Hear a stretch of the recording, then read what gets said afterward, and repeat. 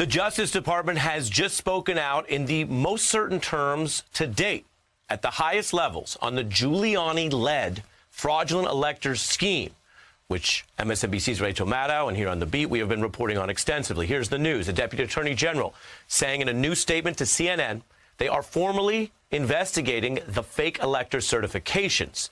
That would appear to be an escalation, at least according to what we know in public. I'm going to have more on that in a moment, but that's brand new. That is the news leading the hour. We'll get into the context.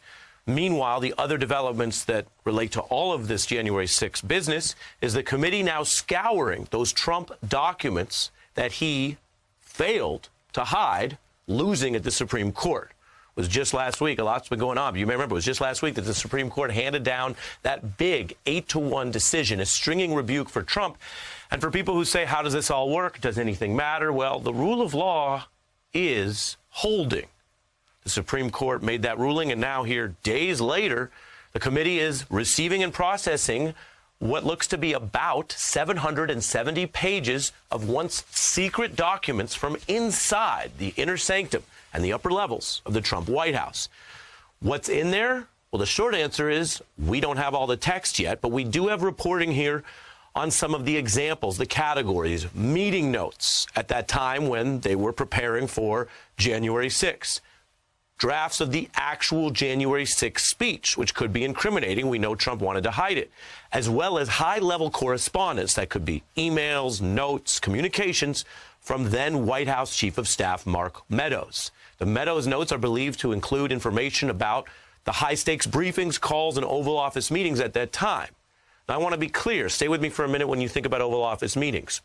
I don't say it as disrespect to the president at the time to note that unlike other presidents, basically every other president, there's really no supposition or evidence that he was doing any governing work at that time. If there were Oval Office meetings, they are believed to have focused on his obsession at the time, which was trying to still steal the election and illegally stay in power after January 20th. So when I say Oval Office meetings, if that was about President Bush or Eisenhower or Obama, could be about anything. You might think, well, maybe a national security meeting. There's a reason why the investigators believe these Oval Office meeting notes, which we in the media don't have yet, contain information about the contemporaneous state of mind and planning about stealing the election. Now, we've also reported on the MAGA world witnesses who have tried to duck or resist these subpoenas. We're also seeing, though, the way that the process is working against the vast majority of people contacted. Today, a conspiracy theorist you've probably heard of, Alex Jones, admitting he went in. He was deposed by the committee, pleading the fifth almost 100 times. Another loss for a Trump ally, lawyer John Eastman, who was part of the memos, the paper trail that was trying to make these quasi-legal arguments that there were ways to stay in power. For example, the memo to Pence outlining what he thought would be some sort of method to overturn the election through Pence. He was also at the Willard Hotel during those key lead-up meetings, a judge ordering him to respond to the committee's subpoena for his emails. So that's an evidentiary request. He's also pled the fifth separately to about 150 questions. So you see that lawyers can't just walk away, even though they do have legal, valid privilege claims. Some are dodging and weaving, some are giving testimony, some are giving a version of testimony in television interviews. But they will be held to the same rule of law standard, and they all need to keep their bar memberships. Now, that brings us to a Trump aide and lawyer you may have seen recently. He was subpoenaed by the committee, and he also appeared on this program on Friday, Boris Epshteyn, admitting that he was involved in that fraudulent electors plot. He called it alternate electors. Headlines discussing whether he was busted, while he continues to insist that whatever he wanted to do would be legal.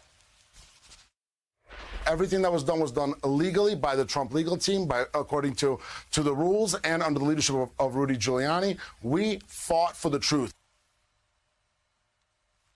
That's his view. He has every right to share it. To paraphrase A Few Good Men, the witness has rights. But you heard him there. Part of the claim that he is making and that Peter Navarro has made, who was also admitting plots to try to stay in power and overrule the election, is that they see this as somehow valid according to the rules, or somehow provided for by various statutes or constitutional measures. They're entitled to that defense.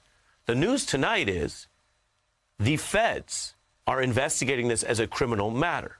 they will have the last word at a prosecutorial level about whether this was according to the rules, and if anyone is further charged, well, then it goes through our court system, presumed innocent, but you get your day in court, and a trial will decide. So I want to give you a little bit more of that news that was breaking that I mentioned at the very top, what we are learning today that we didn't know yesterday about how the feds view that plot. There were these fake or fraudulent or forged elector certifications. Rachel Maddow has done a lot of reporting on this, as I've mentioned here as well. And you go up the line, we're talking about the number 2 in the Justice Department, Deputy Attorney General Lisa Monaco, who has now said, and this was reported first here by CNN, quote, "We've received those referrals. Our prosecutors are looking at those, and I can't say anything more on ongoing investigations." I can tell you that is a standard and proper statement when there are matters of major public interest, as you probably know, all the way back to James Comey and the Hillary emails or any number of stories. It will be practice to sometimes confirm a probe without giving more information. But confirming a probe is bad news for anyone who is worried about being a person of interest or a target or a defendant of a criminal probe. So Mr. Epstein has said on this program and elsewhere that they were doing it according to the rules. We have Congress looking at whether those rules were broken, and now the DOJ, a federal probe as well into the actual rioters. And that brings us to the Oath Keepers leader, Stuart Rhodes, as well as 9 alleged co-conspirators back in court today pleading not guilty to that serious charge of seditious conspiracy, and a judge is setting trial dates for later this spring and summer.